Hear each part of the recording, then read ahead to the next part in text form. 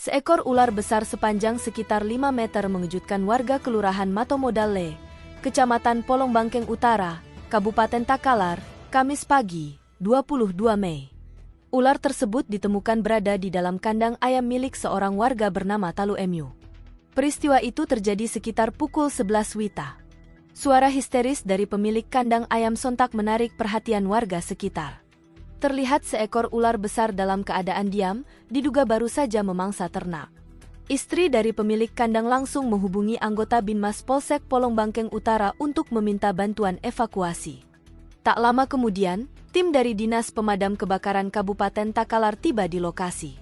Kanit Reskrim Polsek Polongbangkeng Utara, Aibda Suaib Daeng Pasang, membenarkan kejadian tersebut. Ular itu diperkirakan sepanjang 5 meter dan sudah memangsa 2 ekor ternak, yakni ayam dan bebek milik warga, jelasnya.